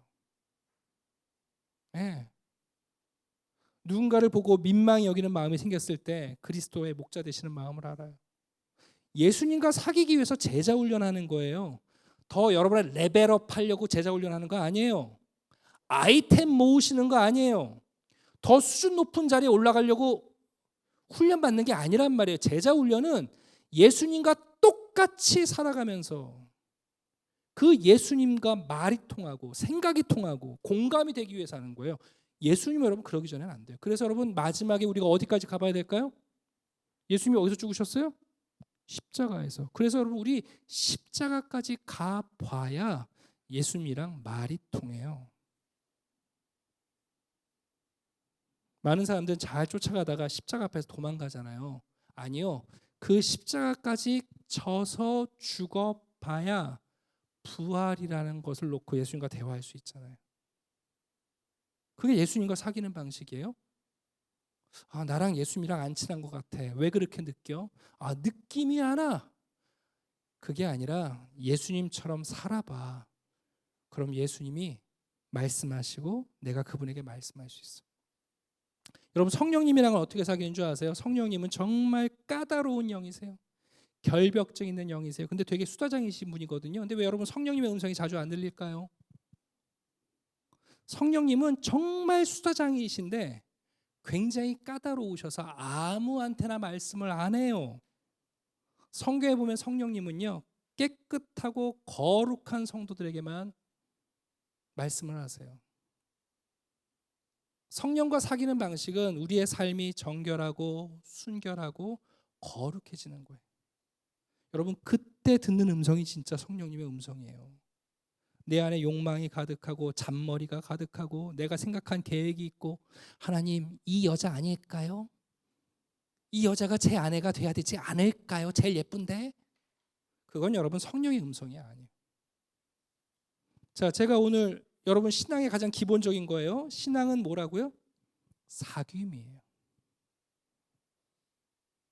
누구랑 사귀느냐? 목사님이랑 친해지는 거 아니에요. 권사님이랑 친해지는 게 아니라 궁극적으로, 물론 결과값으로 그런 일이 벌어지겠지만 성삼위의 하나님과의 사귐이에요. 하나님과 사귀기 위해서 우리는 예배의 방식밖에 없어요. 우리가 하나님을 크게 높이고 크게 생각하고 크게 볼수록 하나님이 우리에게 온전한 분으로 사귀어줘요. 네. 예수님과의 사귐은 그분의 제자가 되어서 똑같은 길을 걸어갈 때, 예수님이 이런 마음이셨구나, 이 말씀이 이런 뜻이구나, 정말 내가 죽어보니까 놀라운 부활이 이런 거라는 걸 알겠구나. 성령님은 여러분 지금도 정말 하실 말씀이 많거든요. 근데 왜 안 들리냐고요? 아무한테나 말씀 안 하신다니까요. 그게 문제인 거예요. 성령님은 아세요. 야, 내가 말해도 너 안 들을 거 아는데 내가 말해서 뭐하냐 그러신단 말이에요. 여러분, 우리가 우리의 신앙을 통해서 하나님을 기뻐하는 것이 일어나는 놀라운 비밀이 뭔가? 바로 이 세 가지의 사귐을 갖는 거예요. 한 장 뒤로 넘기시면 두 번째 내용이네요. 자, 여러분, 이렇게 하나님과 사귀시고 예수님과 사귀시고 성령님과 사귀시면 드디어 하나님께서 우리에게 놀라운 사명을 주세요. 그런데 여러분, 각자에게 주신 사명이 조금 다를 수 있어요. 근데 모든 공통 분모로 주시는 사명이 있어요. 여러분 각자에게 주시는 독특한 사역을 저는 몰라요. 그러나 제가 지금부터 드리는 것은 모든 성도에게 주시는 하나님의 사명이에요. 그걸 예수님은 이렇게 요약하셨어요. 예루살렘과 유대와 사마리아와 땅끝까지. 근데 문제는 뭐냐면 이 명령을 사람들이 순차적 명령으로 이해하는 거예요. 그래서 여러분, 가끔 오늘날 교회 안에 백투 예루살렘 그래가지고 지구는 둥그니까 예루살렘부터 시작한 복음이 예루살렘까지 가야 예수님 오신다라고 말하는 분들은 죄송해요, 되게 무식한 말 하는 거예요. 예수님께서 예루살렘과 유다와 사마리아와 땅끝이란 말은 동시적 명령이에요. 이해가세요? 그래서 이미 사도행전 8, 9장을 넘어가는 순간 이미 예루살렘, 유대와 사마리아, 땅끝까지 복음이 전해져요. 동시적 명령이에요. 근데 여러분 한번 생각해 봅시다. 예루살렘과 유다는 어떤 땅이에요? 예수님을 십자가에 못 박아 죽인 사람들이 있는 땅이에요. 철천지 원수의 땅입니다. 가망이 없는 곳이에요. 그런데 여러분, 예수님께서 제자들에게 어떻게 하라고요? 예루살렘과 유다로 가라고 말씀하세요. 여러분, 사마리아는 어떤 곳이에요? 유대인들은 여러분 그 길 걷기도 싫어서 돌아다니는 길이에요. 혐오의 대상이죠. 원수예요. 그런데 원수에게로 가라고 말씀하세요. 땅끝은 어딘 줄 아세요? 내가 갈 수 있으면 땅끝이 아니죠. 땅끝은 여러분 내가 갈 수 있는 곳이 아니라 내 다음 세대들이 가야 할 곳이 땅끝이에요. 제가 그냥 드리는 말씀이 아니에요. 지금부터 잘 들어보세요. 이 세 가지 사명은 예수님이 처음 하신 얘기가 아니에요. 열왕기상 18장 19장을 보시게 되면 엘리야가 여러분 지쳐가지고 로뎀나무 밑에 가서 하나님, 제가 정말 주를 위해서 최선을 다하고 열심을 다했지만 아무것도 이룬 게 없습니다. 나 죽기를 원합니다. 그래요. 엘리야가 하나님을 위해서 대단한 일을 했지만 하나님을 기뻐하고 있지 않아요. 그래서 여러분 호렙산에 가서 잠수하기 시작했어요. 은둔 생활을 시작합니다. 하나님께서 야 좀 나와봐. 안 나갑니다. 엘리야가. 나가면 뭐합니까? 안 나가요. 그래서 하나님이 결정하시죠. 알았어. 내가 너를 만나러 가마. 그래요? 그럼 하나님이 날 찾아오세요. 여러분 그 다음날 여러분 어떤 일이 벌어져요? 지진이 일어나죠. 엘리야가 그랬을 거예요. 하나님께서 드디어 바알과 아세라 사람들, 그 믿는 사람들 저 광야에서 말이야 땅속에 가둔 것처럼 드디어 심판하시나 보다. 쾌재를 불렀는데 하나님 나타나요? 안 나타나요? 안 나타나세요. 바람이 불죠? 바위가 굴러다니죠? 거기 계시지 않아요. 근데 갑자기 그 다음에 아주 세미한 목소리. 세미하다는 것은 작다는 뜻이 아니라 작지만 명료하다는 뜻이에요. 분명하다는 거예요. 여러분 하나님이 엘리야에게 세 가지 사명을 주십니다. 첫 번째가 뭐예요? 너 예루살렘으로 가서 왕 세워라. 그 다음에 아람 나라 가서 왕 세워라. 그리고 나서 너를 대신할 엘리사 네 후계자로 세워라 하는 거예요. 여러분 세 가지 사명 주셨잖아요. 그 세 가지가 뭔지 아세요? 포기한 땅인 이스라엘로 돌아가라는 거예요. 사마리아 같은 원수의 땅인 아람의 왕을 세우라는 거예요. 엘리야 보고 일하라는 게 아니라 너를 대신할 엘리사를 세우라는 거예요. 여러분 실제로 놀랍게도 엘리야는 그 세 가지 사명 중에 엘리사만 세우고요. 예후를 왕으로 세우는 내용들 전부 다 엘리사가 합니다. 여러분 이 세 가지 사명이 왜 중요한가 또 들어보세요. 여러분 모세의 사명이 뭐였어요? 하나님께서 모세를 만났어요. 하나님이 제일 먼저 뭘 요구하십니까? 모세를 보고 어디로 가래요? 애굽으로 가래요. 애굽이 어떤 땅이에요? 사람 죽이고 도망쳐 나온 땅이에요.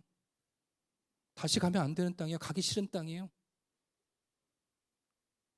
여러분 모세의 사명이 뭐였는 줄 아세요? 내가 출애굽시켜서 광야에서 데리고 나왔는데 그 백성들이 여러분 틈만 나면 모세 죽이려고 해요. 모세한테 원망해요. 원수 같은 백성들이에요. 근데 모세가 나중에 뭐라고 그럽니까? 하나님 생명책에서 내 이름 지우더라도 이 백성들은 끝까지 좀 붙잡아 주십시오. 원수 같은 사람들 사랑하게 만드세요. 여러분 모세의 마지막 사명이 뭐예요? 가나안 땅 들어갈 줄 알았더니 느보산에서 넌 여기까지.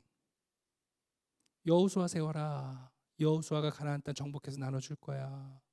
여러분 제가 드리는 얼마든지 예를 드릴 수 있어요. 여러분 우리 인생의 사명, 여러분 각자 독특한 사명이 있다는 거 인정합니다. 그러나 모든 그리스도인들에게는 공통 분모의 사명이 있어요. 그게 뭐예요? 내가 포기한 곳에서 다시 일어서는 거예요. 포기한 가정, 포기한 내 인생. 이상하게 하나님은 그곳으로 우리를 제일 먼저 보내세요, 여러분. 저는 교회를 참 사랑해요. 전 정말 교회를 좋아해요. 저는 항상 어려운 교회로 저를 보내시거든요. 여러분 두 번째 사명이 뭔지 아세요? 우리가 원수같이 여기는 사람들. 근데 놀라운 사실은 여러분 하나님은 우리가 원수를 친구 삼기를 원하세요. 왜 그래요? 로마서 5장을 보면 하나님이 우리를 그렇게 대하셨거든요.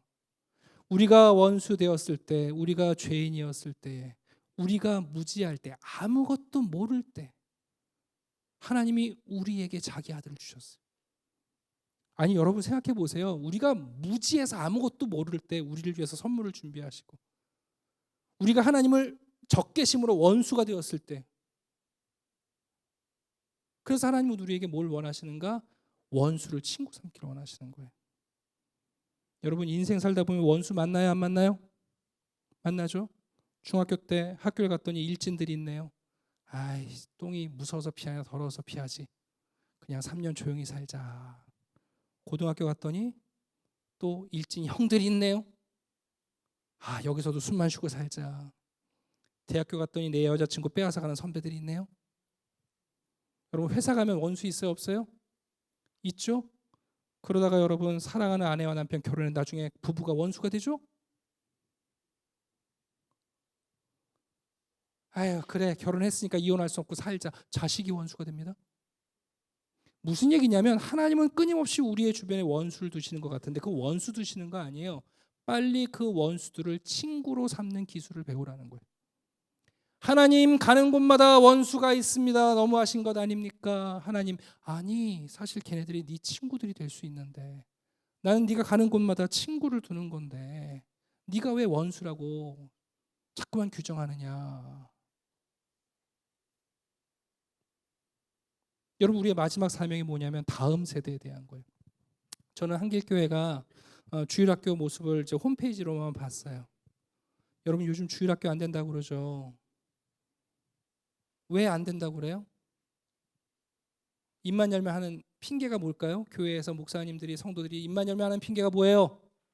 출산율이 낮아서요. 죄송한데 가까운 태권도장 한번 가보시겠어요? 거기 아이들이 있나 없나?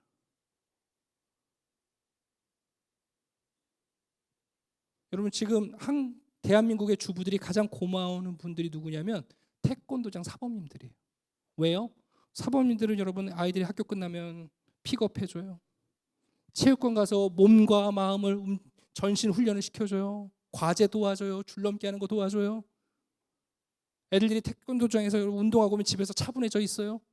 제일 고마운 분들이에요. 그래서 여러분, 죄송한데 여러분 태권도장 가시면 미어 터져요. 밤까지, 야간 밤까지. 아이들이 없어서 교회가 안 된다고요? 그럴 것 같으면 교육관을 왜 놔둬요? 여기다 태권도장이 차리시지. 핑계예요. 교회가 여러분 다음 세대에 대한 사명감을 잃어버린 거예요. 우리가요. 용서하고 들으십시오. 우리 한길교회는 주일학교 예산이 얼마나 되는지 모르겠어요?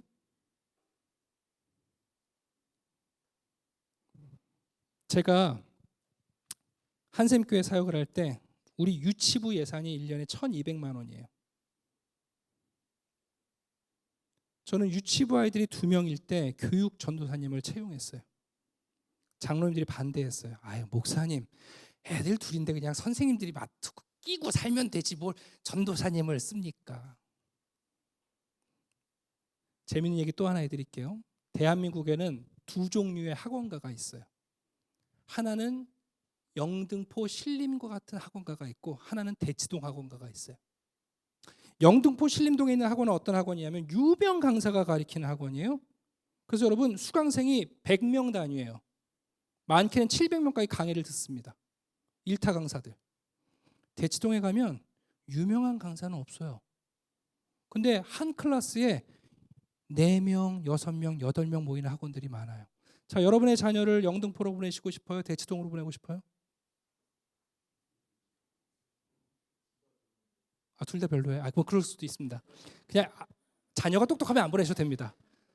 여러분, 우리 교회 주일학교가 작으니까 우리는 언제 영등포 같은 주일학교가 되나? 아니요, 여러분. 아이들이 적을수록 여러분 대치동 같은 주일학교 만드세요. 왜 포기를 합니까? 그거 포기하면 안 돼요. 그거 우리 땅끝 포기하는 거예요, 여러분. 엘리사를 포기하고 있는 거예요. 여호수아를 포기하고 있는 거예요, 여러분. 오늘 재직 헌신 예배인데 저는 이 3가지를 여러분들 꼭 좀 부탁드리고 싶습니다. 여러분 포기한 곳에서 다시 시작하십시오. 혹시 주변 전도 포기하셨어요? 네? 주변 전도 포기하셨어요? 네. 제가 무지개 교회 간 지가 이제 5개월인데요. 저는 일부러 밥집 옆에 있는 식당으로 손님 와도 모시고 가요. 한 주간 동안에 옆에 있는 식당이 문을 닫았더라고요. 일주일 만에 문을 열었길래 제가 갔더니 그 아줌마들이 아유 목사님, 그분들 교회 안 다녀요. 엄마가 아파갖고 병원 가느라고 가게 문을 닫았었어요. 여러분 혹시 너무 많은 걸 포기하고 사시는 건 아니에요? 아니요, 하나님이 다시 그 조를 보내십니다. 여러분 교회 안에 원수 많다고 생각하시나요? 나랑 안 맞는 사람들이 많아요? 죄송한데 나랑 맞는 사람은 한 명도 없어요. 네, 그렇잖아요, 여러분. 나랑 맞는 사람이 어디서 다 안 맞아요, 여러분. 아니에요. 하나님이 우리에게 주신 친구들이에요. 네. 여러분 우리가 다음 세대를 위해서 헌신하지 않으면 우리 교회의 미래가 없습니다. 자, 이제 말씀을 마치려고 합니다. 네, 마쳐도 될 것 같아요.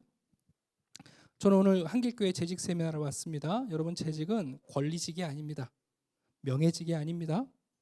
네, 실천하는 거예요. 그 유치한 이 모노드라마를 기억하세요.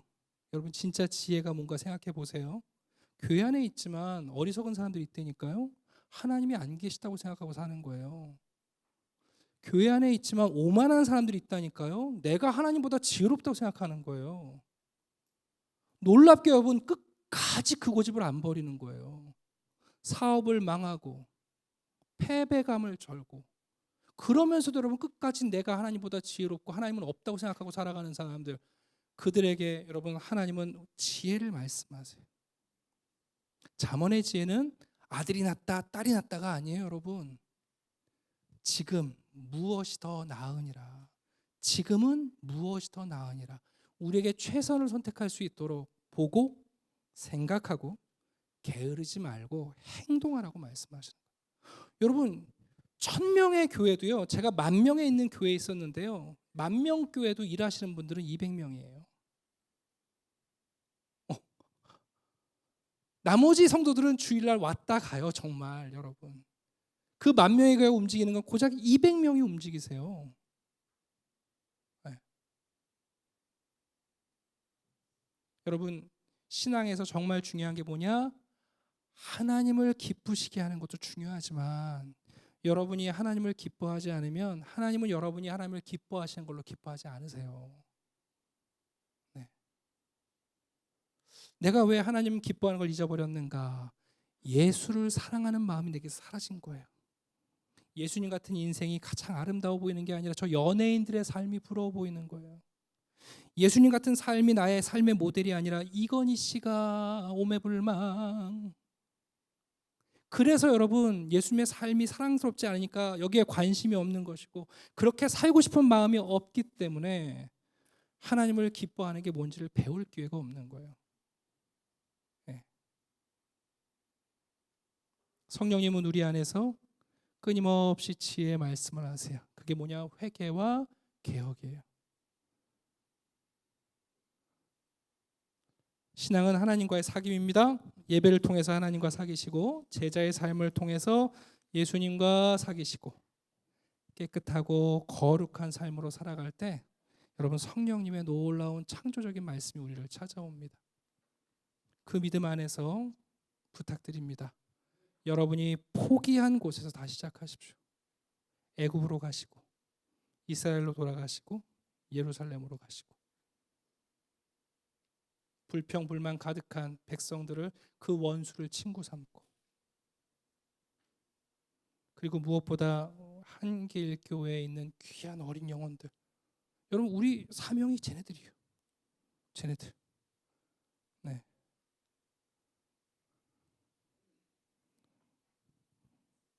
저는 여러분들에게 말씀드렸고 볼 수 있게 도와드렸고 40분 동안 생각을 했습니다. 이제 게으른 재직이 되시든 아니면 지혜로운 재직이 되시든 선택하시면 되겠습니다.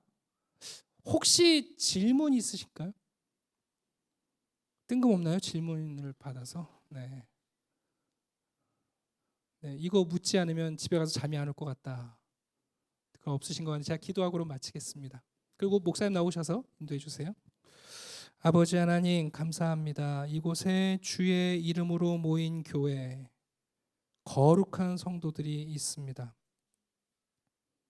유일하신 왕의 제사장이 되어 어두운 데서 기이한 빛을 발견한 저희들, 그 빛의 덕을 선전하는 주의 백성들이 되게 해 주시옵소서. 우리가 재직입니다. 명예가 아니라, 권리가 아니라 실행위원들인 줄 알게 하시고, 하나님, 우리도 어리석고 오만하고 미련한 자리를 떠나서 보게 하시고 생각하게 하시고 게으르지 않게 해 주시옵소서.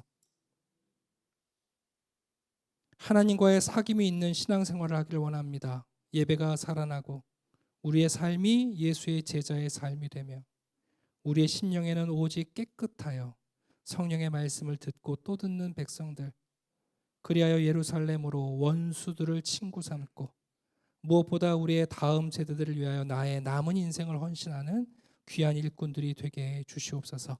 감사드리며 예수 그리스도의 이름으로 기도드립니다. 아멘. 네, 우리 귀한 말씀 주신 우리 조일남 목사님의 감사의 박수 보면 좋을 것 같습니다.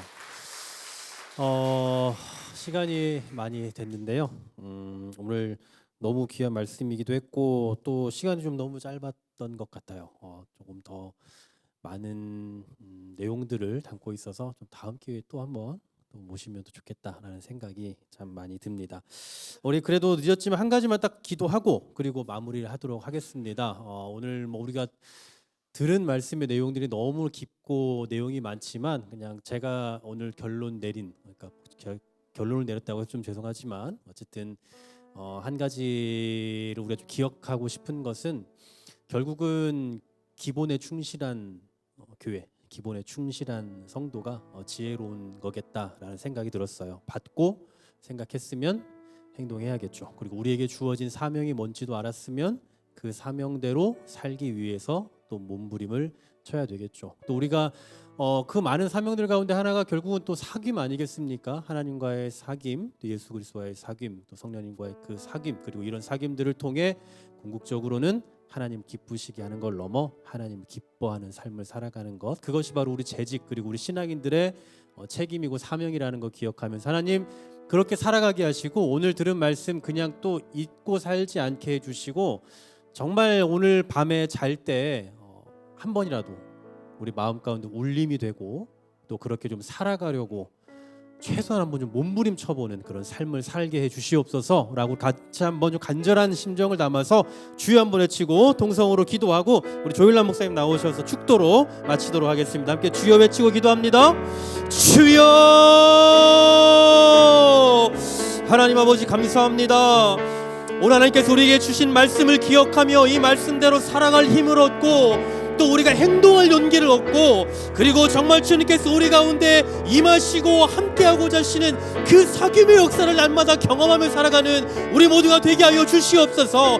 우리를 재직으로 부르셨을 때에는 이것이 그냥 우연이 아니라 우리에게 그냥 주어진 권리가 아니라 우리가 행동하고 실천하며 살아내야 된다라는 그 마땅한 책임이 우리에게 부여된다라는 것 잊지 않게 하여 주시고 우리가 어떻게 이 말씀대로 살아갈 것인지 어떻게 이 말씀대로 행동할 것인지 어떻게 이 말씀대로 살아가려고 힘쓸 것인지를 우리가 고민하며 함께 지혜를 구하며 살아가는 우리 모두가 되게 하여 주시옵소서. 하나님 우리를 한길교회로 부르셨고 재직으로 부르셨고 우리를 성도로 부르셨사오니 하나님과의 예배를 통한 사귐을 누리게 하여 주시고 예수 그리스도의 그 제자됨으로서의 사귐 그리고 우리의 거룩함을 유지하며 성령님과의 그 만남을 통한 진중한 사귐이 우리 가운데 끊임없이 있게 하여 주시고 하나님을 기쁘시게 하며 하나님이 내 삶의 기쁨이 되는 그러한 인생 살아갈 수 있도록 주여 우리의 삶을 주장하여 주시고 인도하여 주시옵소서. 주의 말씀이 우리 가운데 거하며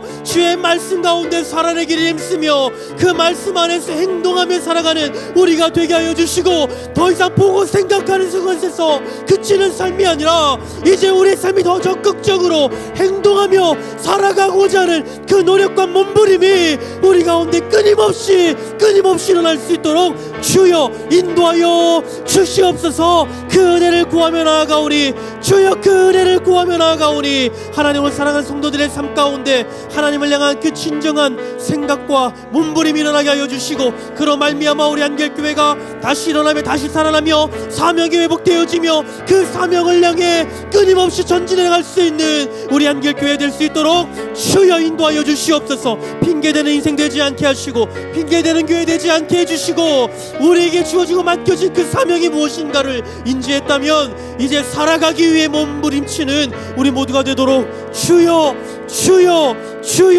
인도하여 주시옵소서. 주님 우리와 함께하여 주심을 믿사오니 주여 은혜를 베풀어 주시옵소서.